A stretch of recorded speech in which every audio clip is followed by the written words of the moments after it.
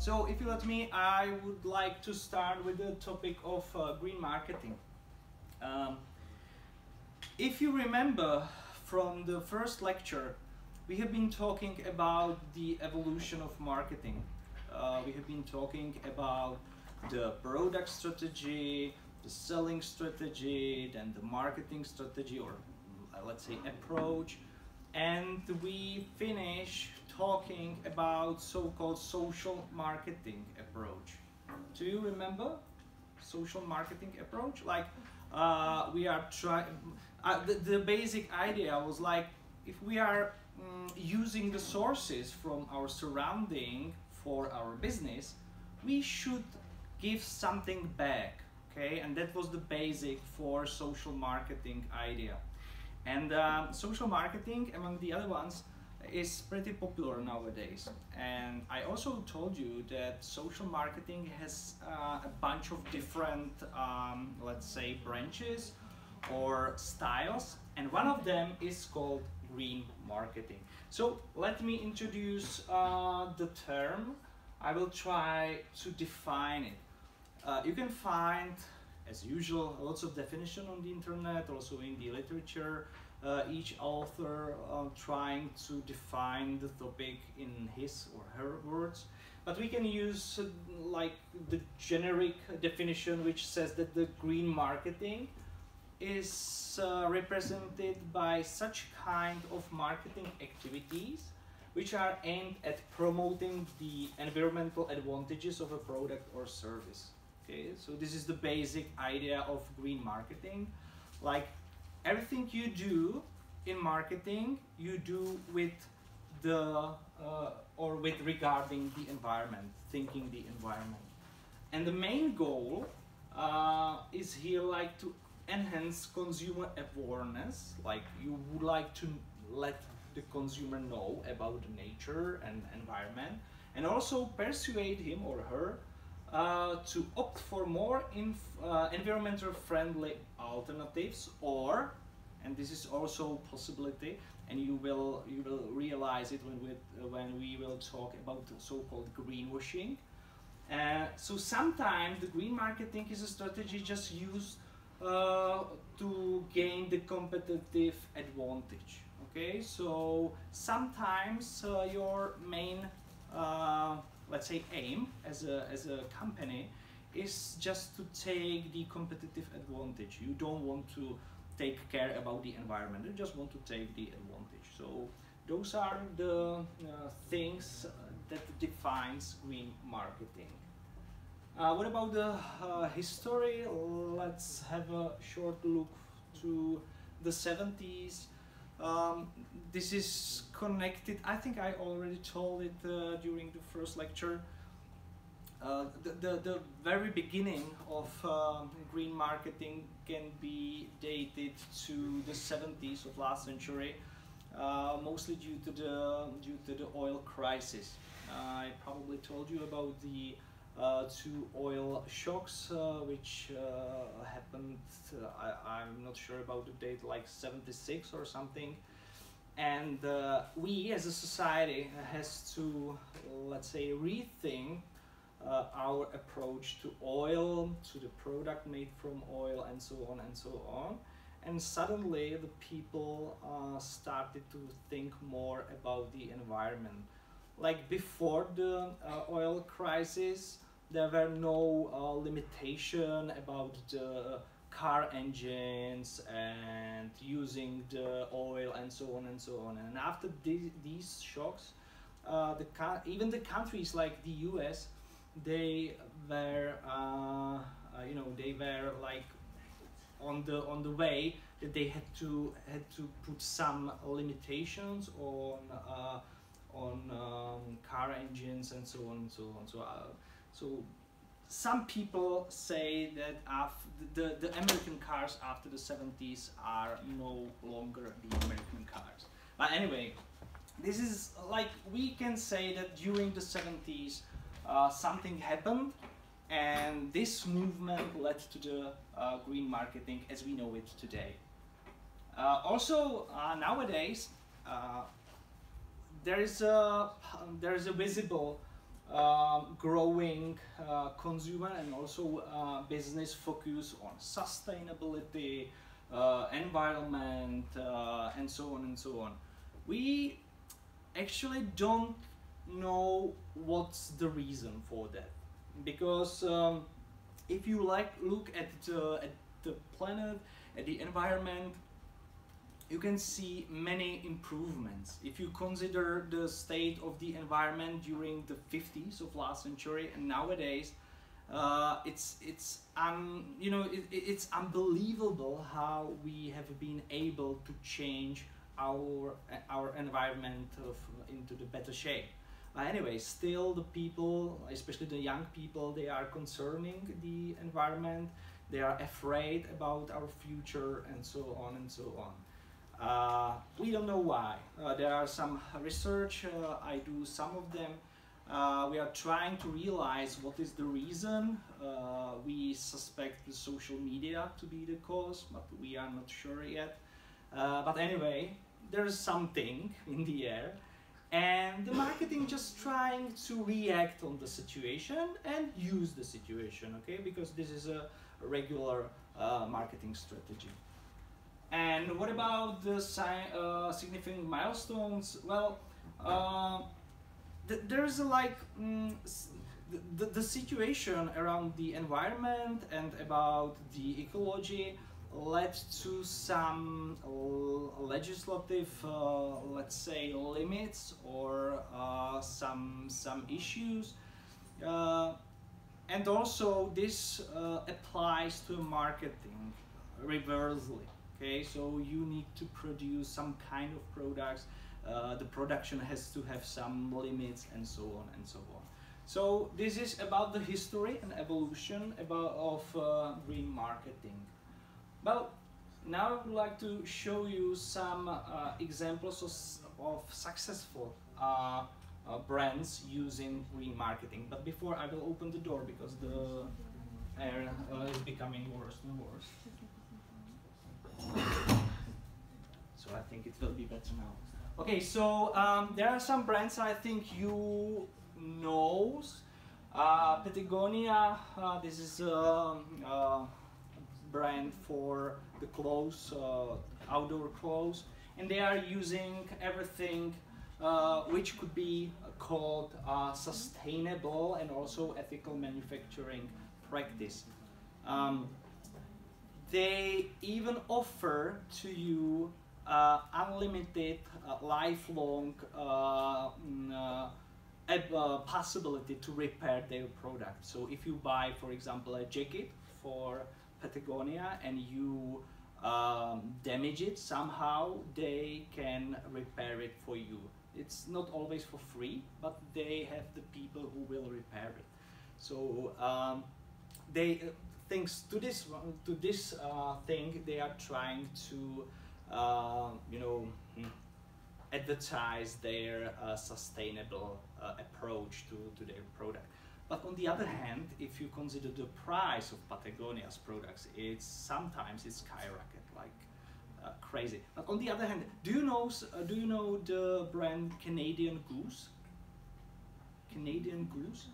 Yeah, you know that. It's like a winter jacket for like crazy money. It costs like a new iPhone, just jacket, okay? And they have similar sustainable approach, but on their side is more about greenwashing than in the case of Patagonia. I'm going to talk more about it in few minutes. The well-known company is Tesla. They are considered as a leader in innovations towards the sustainable principles and so on. Basically, everything about Tesla is connected with sustainable energy. On the other hand, the current state of obtaining some sources is a bit difficult and discutable. But anyway, the main idea behind the Tesla is about to get rid of oil engines and transfer to the electric one. And also, do you know this brand, eCover? I think it's also in Czech Republic, in DM Drogeria Market, you can buy some soaps and I don't know what. And they are trying to create eco-friendly cleaning products. And again, they are using things which are harmless to the environment and so on and so on. So you can find lots of brands using the principles of green marketing. Sometimes they can do it well and they are good in it. Sometimes it's just the greenwashing, and I will try to explain you the difference between, let's say, real green marketing and greenwashing in a few minutes. Okay, so what about the importance of green marketing today? Well, I think I already said it. The importance of green marketing is given by the situation, is given by the, let's say, the feeling of the society. We did a research, just small one. We asked only Czech students. We asked the students on the high school. They were studying the last year on the high school, and we asked them some questions related to the environment, related to sustainability issue, and so on and so on. And the results were like, if you read the results, it was like they are seeing the end is coming. Like we are screwed totally, and we have no more chance to be better regarding to the environment. Which is crazy, because if you realize that the environment is far much better than used to be like 20 years ago. If you have any older relatives, and if you ask them about the situation in northern part of Czech Republic, especially Ostrava, Most, and those cities, like 20 or 30 years ago, it's uncomparable. It was really terrible. And some people even say that the reason why the revolution in '89 came was because of the air, because some people in the Czechoslovakia was unable to breathe, like in the northern parts. It was unable to do anything there, and it was really terrible. And if you go to the Most or Ostrava today, it's a different city. It's like different country. Okay, so the reality is that we have much better environment than we used to have before, like 20, 30 years ago. But even those things, the young people, they are very concerned about environment, and they are very concerned about their future within this environment. So, and we don't know why. The question is why. Maybe it's because of the marketing. Maybe this is the result of green marketing. Maybe the green marketing is the result of the feelings in the society, but we don't know. It doesn't matter. For us, it's important that nowadays the green marketing is really relevant today. And also there's something what we can call consumer demand for green marketing and green products and so on. So basically, especially for the young people, it's like if they want to buy something, and if they have money, which is happening something. If they have money, because this is a really important. If they have money, they will prefer green product amongst the other ones. If they don't have money, they prefer the cheapest one, right? It's pretty easy, and it's always like that. But if they have money, and they have, because today's young people, yes. Yeah, I would say that it's not only about the situation in Czech Republic and Slovakia, but it's about the whole world. And the situation about the whole world is not very nice. You are great. You are right. I would say that when we can see like about the temperatures and everything, it's absolutely not a global warming. It's a climate change, and we just thank you very much. Talk only about Czech Republic because yes. I know that a lot of things has changed and are better now, but the whole planet is, I would say, in like danger, and it's not very nice. Great, thank you very much. I hope that I don't forget it because I would like to say something about it. Thank you very much. Yeah, and I would add that it's coming more from the news. Yes, exactly. Exactly. Because you know, every day you see some message about how this mountain is melting, or how big is the island from plastic in the sea. So I agree that it's much better as we say here in Czechia, but worldwide, that's the question, and I don't think so.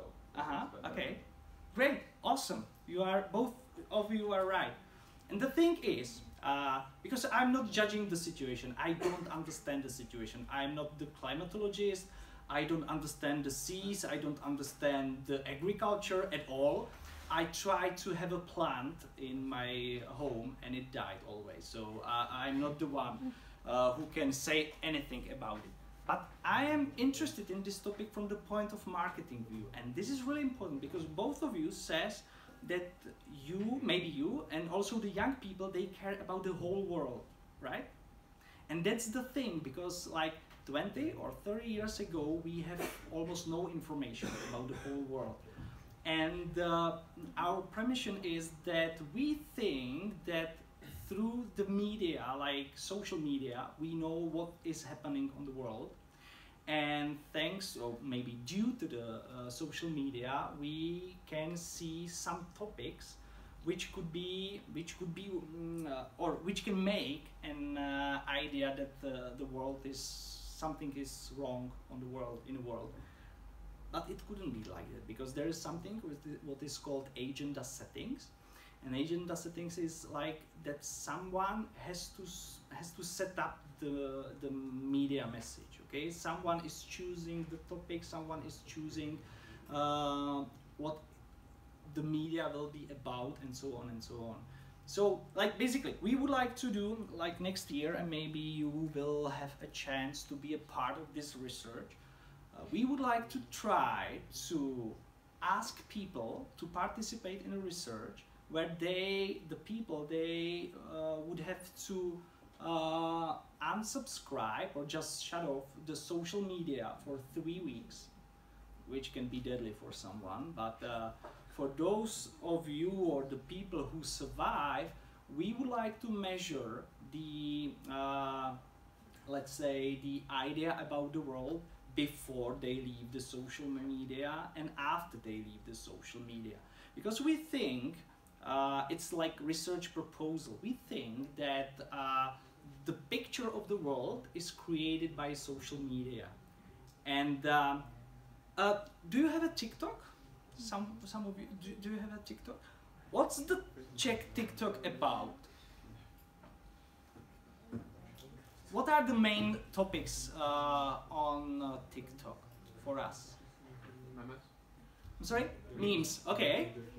What else? Okay. We can call it intellectual porn. No, probably will be probably something different. Okay. What's more? Okay. So memes, crazy stuff, lifestyle. Anything more? Low-key politics. Oh yeah, politics. Okay, this is typical TikTok, not just in Czech Republic, but in the US, UK, whatever you want, except of China. In China, if you have a TikTok, you will receive messages about science, about topics from school, about the world, interesting things. And if you are under age of, I think, 15, they will not allow you to log in. And if you are younger than 18, I think they will restrict the time you can be on the TikTok. What I want to say is that for the users of TikTok in China, the message will be completely different than for the users in here. So, this is the idea behind the research. We think that the media, they are creating this kind of fear, because like be careful, because I will say something which could be a bit hard, and someone could be you know disappointed with it. But anyway, let's imagine the situation that through or due to the climate change, there's sea level is rising, and some people on some island will lose their homes. Do we have to care? And this is just a question, okay? Do we have to care? Like, if there will be a situation that we don't know about that, we probably won't care, right? But if we know about that, we care. And that's it. Like, what I want to say is that the media can create just one frame of the real world, and I think this is our idea. We have to explore it more deeply. That the young people are afraid about the future of the world just because of the agenda settings. Whoever or whatever is sent through the media can recreate your world view, okay? And that's why it could be dangerous. Because if you look at the nature from the Czech perspective, I don't know if you read some predictions for the climate change here, and I think it's great because we will be able to plant bananas here. It's great. Also, the grapes will be much better here, so we can make a better wine here. You know, everything what the people in Italy or France they have now, we will have. So for us, it's not so bad, you know. For other people, it could be really cruel, and maybe they will have to leave their houses and so on and so on. But if we look at the situation through the economic point of view, like the rational man, for us it should be like chance to have a better agriculture, to have better life, and so on and so on. So it depends. It's always depends on the point of view. But I'm really glad that you raised your voice in this event, because it's really interesting. And if you would like to participate in the research, just let me know, because if you are able to imagine the situation that you will sustain like 3 weeks without the social media, you are the right candidates. And maybe we will receive some grant, so maybe you can get some money for it. Like without Instagram, like 1,000 crowns or something like that. Okay, so anyway, so thank you very much, and let me go back. So anyway, without any doubts, there's a strong demand for having a green products in Czech Republic, okay, and not just in Czech Republic, but all around the world. So that's why the marketing has to work with that.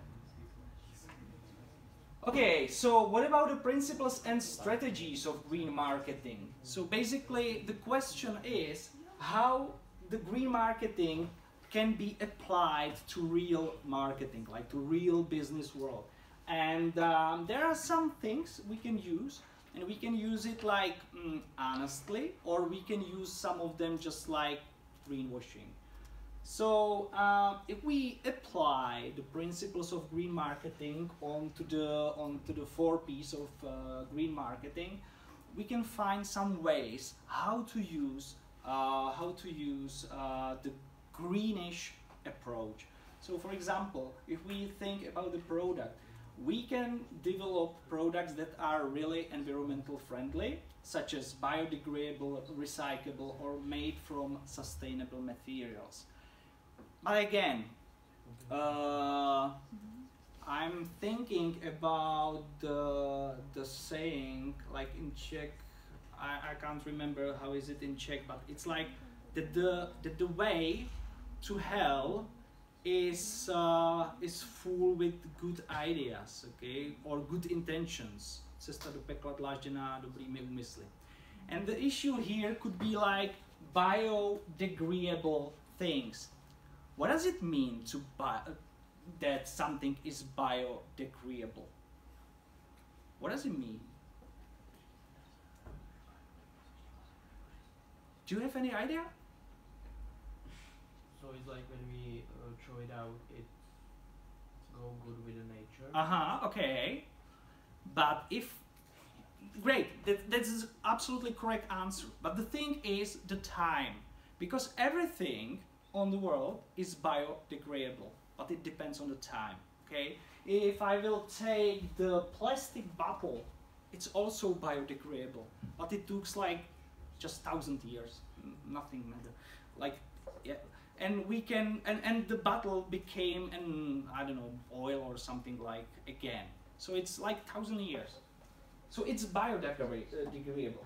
But we want to do something which could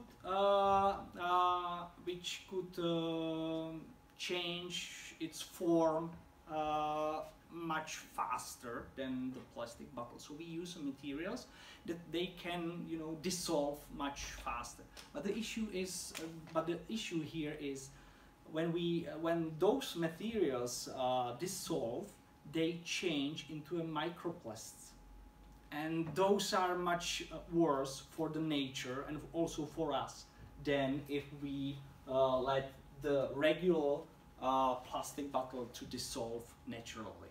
Okay, so sometimes we think we have a good ideas. We are running with good ideas, but the result is even worse. And if you look at the researches about microplastics in our blood, it's like crazy. All of us, we have some microplastics in our blood, in our body, even I don't want to say where, but anyway. So and this is mostly the result of the purse to have a biodegradable material. Okay, the same issue is with the leather shoe. Some people want to ban leather shoes just because they think that we need to kill the cows in order to get the leather from them and then make the shoes. But the truth is that we are using the leather as a waste product because they need to kill the cows because of the meat. So then the leather will remain. And what to do with that? We can make a shoes. It's easy.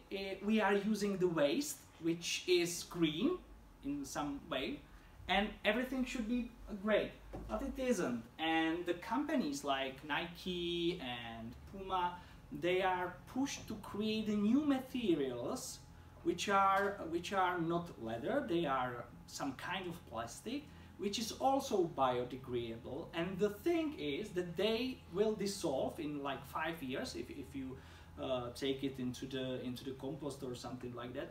And if you leave it here like for 5 years, it will dissolve. But the issue is that there will be a huge amount of microplastic in the soil.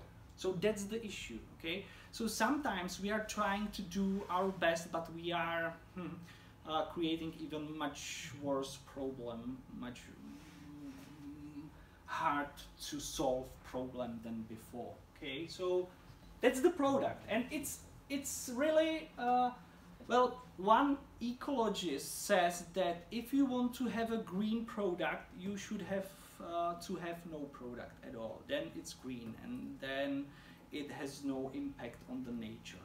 Okay, but this is a question like what to do, right? Price. Again, you can use a pricing strategy to encourage people to use the right product. What I saw in Canada, it was really interesting. They have a politics to push the people to buy how is it called, beef meat. Like the beef meat, because they have huge places for you know, breeding the beefs, and they the beef meat was much cheaper than the meat from the chicken, because they, by those time, they were trying to save the chicken's life, okay? Something what we are concerned now here. So they, like, if you bought a beef in Canada like 10 years ago, it was like twice cheaper than the chicken meat, which is absolutely vice versa in here. So that's some of the way how the price could play the role by choosing the environmental friendly product. Place.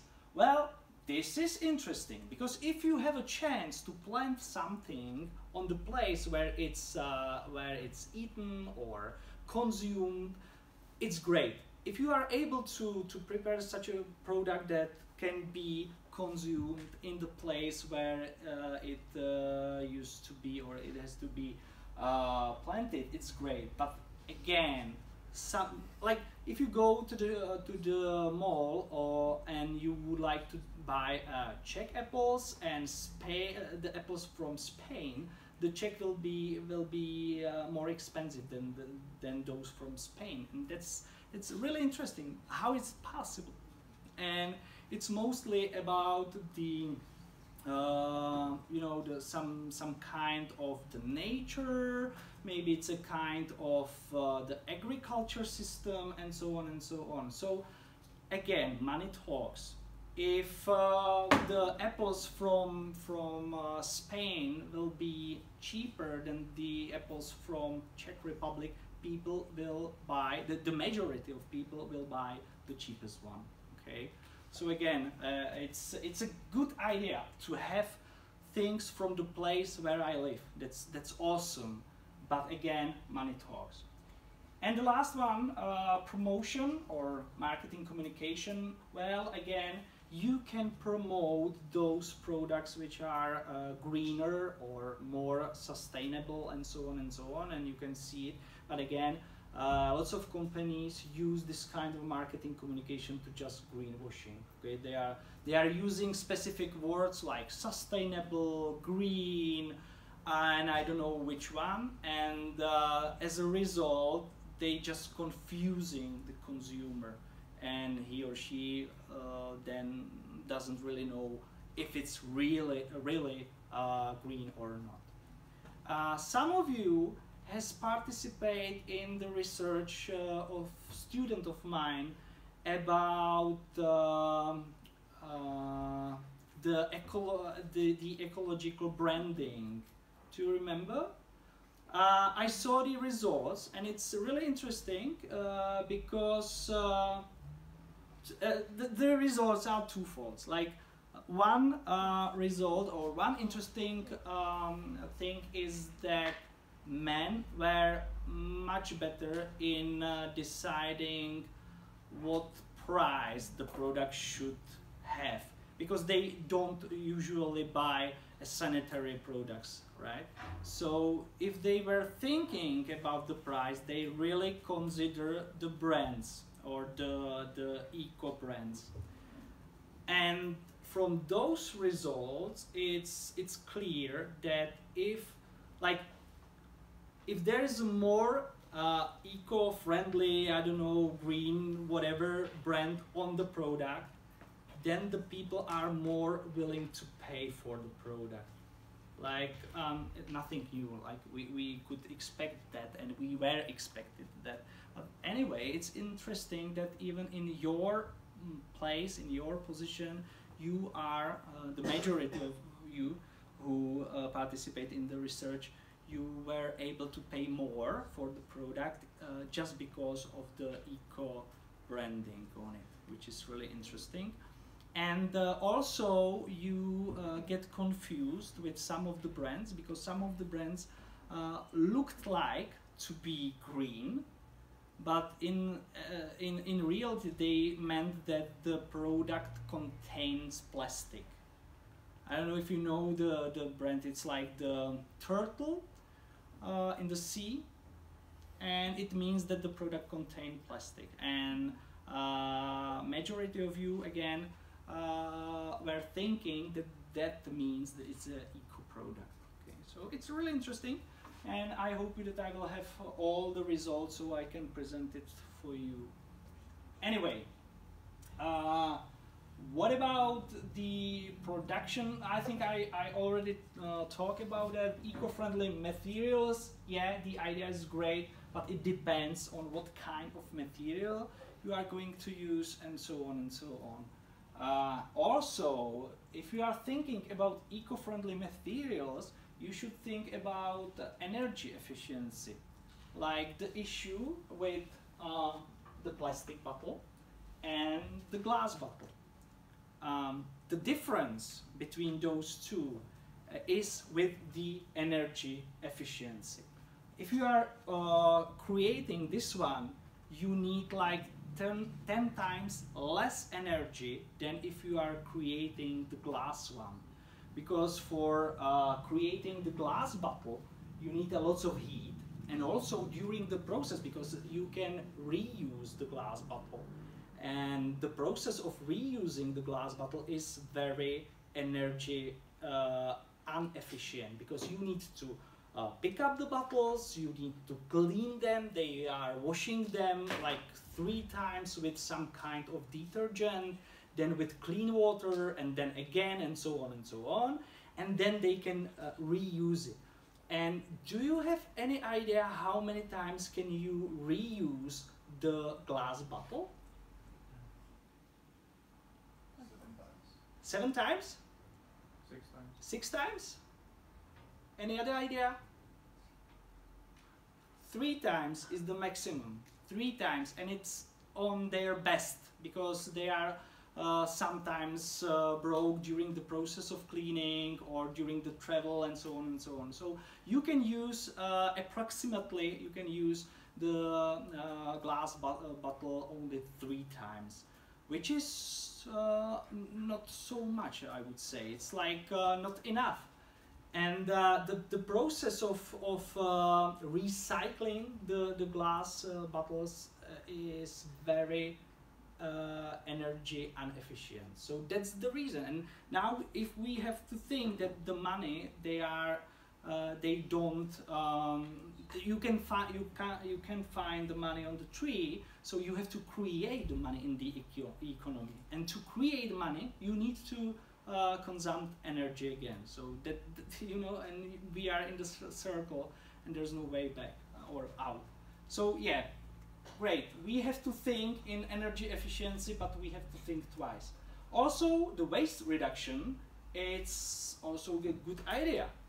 If you can reduce the waste, that's great, because any waste could be a damage, or it could be a problem for environment. On the other hand, in case of a glass bottle, the waste could be used again, so they can melt the glass and they can create something new. Okay, so sometimes the waste could be considered as a new source for creating something new. Okay, so yeah, waste reduction can help, but sometimes it could be also difficult. What about case studies? I would like to show you 3 things where of companies which use green marketing strategy, and it helps them. The strategy helps them.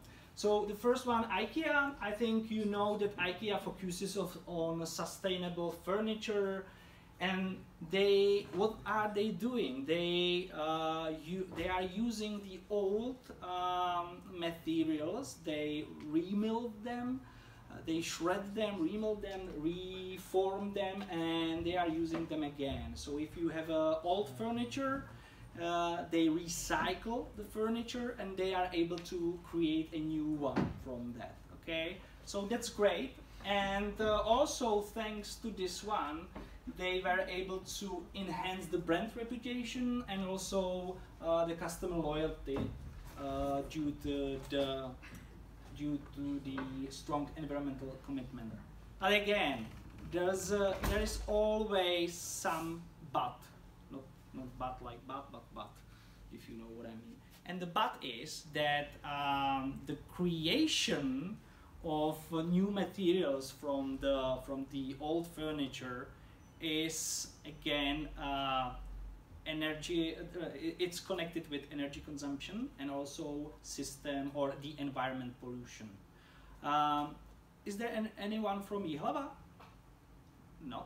Okay, anyway, I think I already mentioned in Basics of Management, I mentioned the Kronospan company. They are the one who are recreating the old material and creating the new one. Okay, they are creating the special, those materials your table are made it from. This is made in Jihlava in Kronospan. The issue is that they are the biggest polluter in the area just because they are using let's say methods and materials and kind of energies that they are polluting the environment just by the recreating the old furniture. Okay, so again, IKEA, they have clean hands because they do nothing wrong, but there has to be someone who will create the material for them, and they have to pollute the environment somewhere. BMW, they try to promote their electric vehicles, and they also emphasize the environmental benefits of those cars and so on and so on. As an outcome, they were able to increase their market share on the market of the electric cars. So they were successful with that. Okay, I was thinking that I have 3, but I have only 2. Anyway, what about some key takeaways? Yeah, we got time. It's okay. If we think about it, the first thing about the green marketing is the real importance of authenticity. If we just play the role of being green, in few, I don't know, years, months, maybe decades, but it will reveal the truth. And whenever this happens, it could be a problem for us. So the authenticity is really important. Also the consumer engagement. If we are transparent toward the consumers, and if we are truthful, we can hold up the consumers. And also we can't basically stop the innovations. So the strategic innovation, if we will think about the future development of products, about the techniques, about the methods, and so on, then we can stay competitive.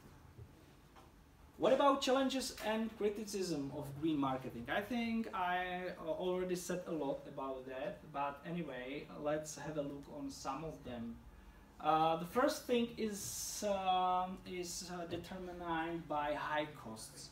The costs for creating something which could be called green, those costs are very high. You can compare it like by looking on the regular engine car and electric one. You can see the difference in price, okay? Because the battery and the technology and everything is still more expensive than with the case of, let's say, normal cars. Then there's something very funny, regulatory hurdles. Well, sometimes it's really difficult to be on a market with so many regulations. Like if you want to, like especially in Europe, if you have so many regulations on so many things, it's going to be more and more difficult to be competitive over the other ones, okay? So again, if you try to be green on purpose, and if you are trying to be green against the regular force, then it could be a problem. And also market reach and consumer skepticism. In a few minutes, I would like to show you that there are some consumer groups, and some of them are more green, and some of them are less green.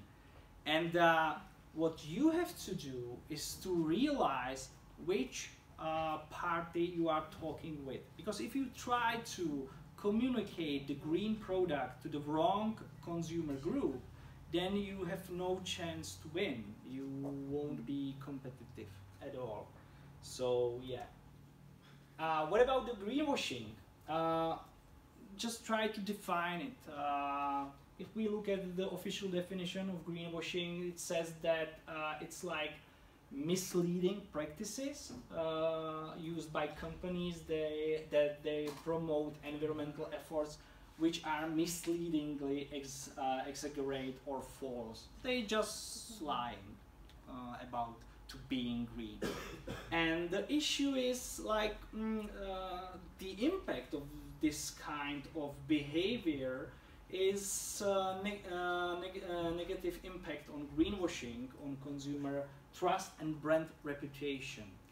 And I had three things on my mind when I was preparing the presentation. But before I will show you my examples, can you remember any case where the company was introducing herself or itself as a green one, or they introduced their product as to be green or sustainable, and it wasn't true? Or it was some issue with that? Yeah? I remember makeup brand, it's called Rimmel London, I think, and then created some vegan products. But in reality, these products has a lot of toxic things in it, and all other products like weren't vegan. So awesome, great. This was like a really greenwashing, I would say. And was it an issue in the society? Because most of the people don't know it. That's great, thank you. This is a very good one. And there was something, you have some example? Something from influencer world in Czech. Okay. Some Czech model, Natalia Kočendová, she's like influencer. Oh yeah. She doing dropshipping of cosmetics from AliExpress or something like that, and selling that like some pure or bio cosmetics. It's good idea. How to make money? Okay. Great, thank you. Yeah, so you understand the principle. Great, this is what I needed to know.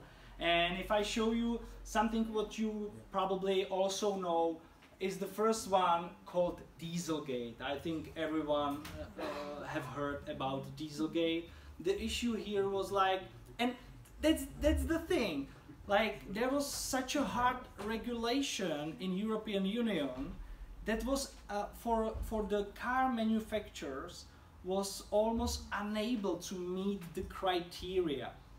So they fake it, okay? So they faked all the measurements in order to be so-called green. So they faked the fuel consumption, they faked the results of the carbon dioxide, you know, and so on and so on. But someone, I think it was someone or somebody or some other company make it public, and it was a huge media storm about this one. But again, the Volkswagen was considered to be the only one who create those misleading results. But the truth was that almost all car manufacturers on the European market fake their numbers, just because to meet the criteria was almost impossible for everyone. So for the European market they had to fake the numbers, and after the Dieselgate they were just able to hide it better than Volkswagen. And maybe you realize it by yourselves, because I realized it like at least 3 times. Every time I bought a new car, there was in the papers for the new car there was written the average fuel consumption, for the town, outside, and the highway. I never ever I was able to meet the criteria. Never. Like, I know that I have a bit heavier foot on the gas pedal, but anyway, still, if I tried hard, I was unable to get close to the numbers presented in the papers to the car.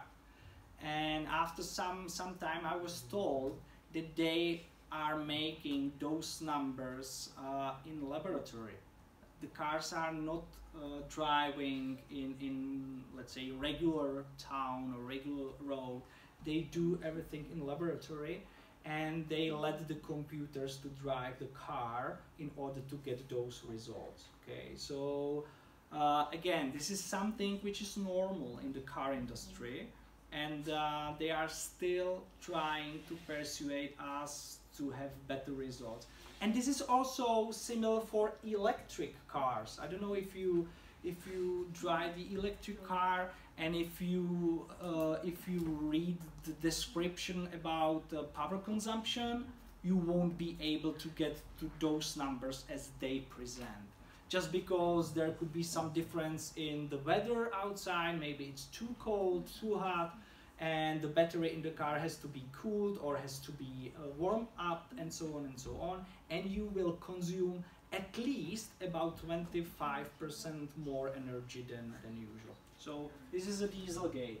Then that was the issue with British Petrol, which is called Beyond Petroleum. And still BP, they are presenting themselves as a really green company. Their ESG score is among the other ones the best green ESG score ever, and so on and so on. But to be honest, they are using, or they are creating the oil, so they are destroying the seas and so on. And even though they are still considered to be the most green company in the world, which is crazy. And also Hannes and Morris, HMN, I think you heard about this one too. It was like they prepared something called Conscious Collection, and the Conscious Collection was about, not using the children manpower and so on and so on. But the thing was that they were using the children's manpower. They just they used intermediaries.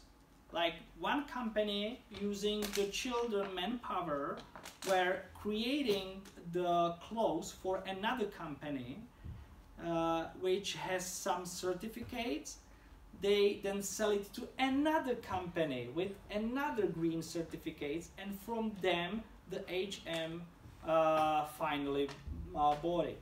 So it was like a chain of companies, and during the reselling within the chain, the trace of the children's manpower disappeared. So HM were able to present their clothes as to be conscious and green and whatever you want.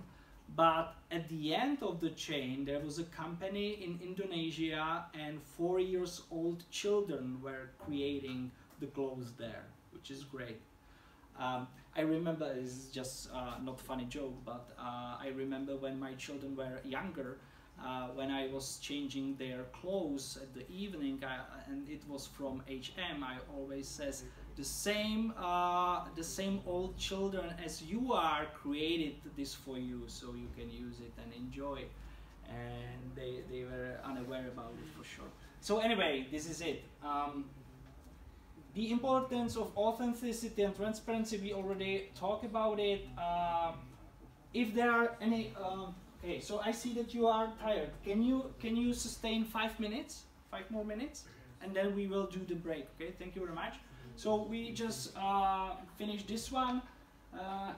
If you want to overcome the challenges on the market, on the green marketing field, you have to use all your humble approaches to overcome it.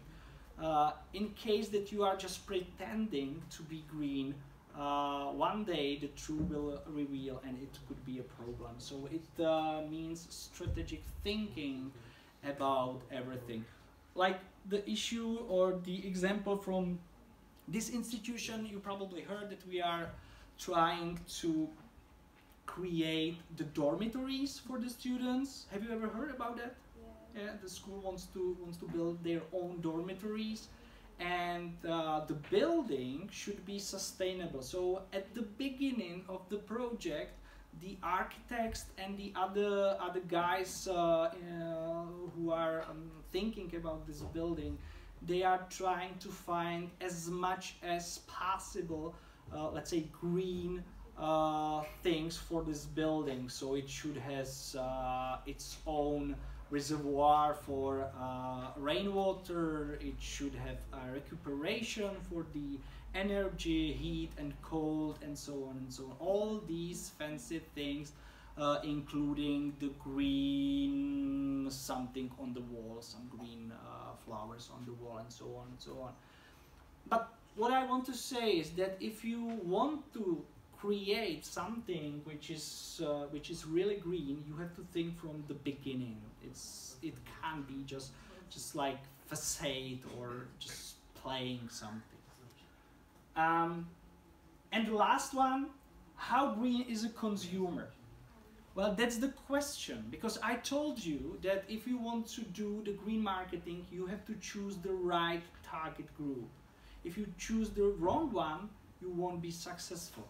And there is a huge research on consumers, on groups of consumers, and we can say that there are around the world, there are around 20% of consumers who are really green, and on the other hand, there are around 20% of consumers that they are really not green. Okay, what does it mean? Well, we have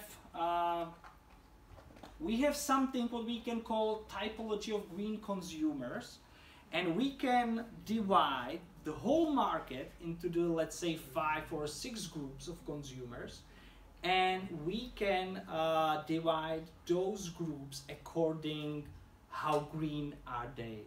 Okay, so if you let me to start with LOHAS, this is something from the test, just what does it mean? Well, LOHAS stands for Lifestyle of Health and Sustainability. This is a specific group of consumers. They are thinking about nature. They are trying to buy greenish products. They are trying to contribute to the environment. They are trying to save the environment, save the world, and so on and so on. On the other hand, they have much better socio-economic status. So they have basically, simple said, they have more money than the other ones. So they are able to buy the green products. Those are, for example, the consumers who will buy electric Porsche. The students of yours, one of your colleague, is a dealer, or he is ex-student, I don't know. Anyway, he is a dealer for Porsche in Prague. I don't know, maybe he's on another degree. Anyway, he's a dealer at Porsche, and he described me what kind of consumers are buying the electric Porsche, and those are the LOHAS, the people who are afraid of the environment, who are thinking greenly, and so on and so on, but they have the money. Okay, so they are able to buy such a car, and also these people could invest in social responsible investing. They can pay alternative healthcare, organic products, and so on and so on. They also thinking about their personal development and also perceived ethical consumption. Again, the interesting thing is that almost within all countries, all around at least the Western world, you can find around 20% of consumers to be considered as a LOHAS. In Czech Republic, because we are more skeptic, and maybe we don't have so many assets that they have in other Western countries, but we have around 16% of LOHAS here. On the other hand, comparing to Great Britain, they have around 28%. Okay, but the average is around 20% of LOHAS worldwide. There's some interesting group called Naturalites. They are like the people who recognize the necessity of environmental protection, and they are trying to learn something about the nature and so on. But comparing to LOHAS, they just don't have the money. Okay, so they are thinking about the planet, about the environment, but if there will be two products, one will be green and sustainable and the other one will be the cheapest one, they will know that the green one is great, but they will buy the cheapest one just because of the money. Sorry. So those are the people that if they have a chance to buy the green product, they will. But the money talks again, and they will prefer the cheapest one. Okay, so this is it. And then we have someone who are called drifters. Those are the people who agree on the necessity of environmental protection, but their purchasing behavior is influenced by so many other factors like price, trendiness, and so on and so on. Like, those are the people who are thinking about the environment, maybe more talking about the environment, but then they are buying the trendy things according the influencers from Instagram or TikTok. Okay, so that's more about consumerism than environmentalism. Okay, so it's like maybe those are the people you mentioned there before, like the trendy one, like the influencers who are trying to be greenish, but in fact and in reality they are just selling another, sorry for that word, another crap, okay, on the internet. So those are the drifters. Conventionals, those are the, let's say, normal people or regular people. They just don't care, okay, so they just go to buy something. They don't care about the packaging, they don't care about carbon footprint, they just don't have time to think about it. Those could be single moms or single fathers, it could be students, some of them, it could be people who just don't have time to think about the nature. And the last one, unconcerned, those are like, I don't know if you remember, Václav Klaus, our former president, they go even against the nature. Like they will do anything just to show that they don't care about the nature. And again, we can find around 15–20% consumers all around the world in this group. So those are the people who are driving the big SUV, and they will put like a back stamp on their car saying "fuck off Greta." Okay, so those are the people. So and from the marketing point of view, we have to know that, and we have to work with those groups, and we have to think about it before we start the campaign. But this is nothing new, okay? Every time we would like to start a campaign, we need to think about the consumers. Okay.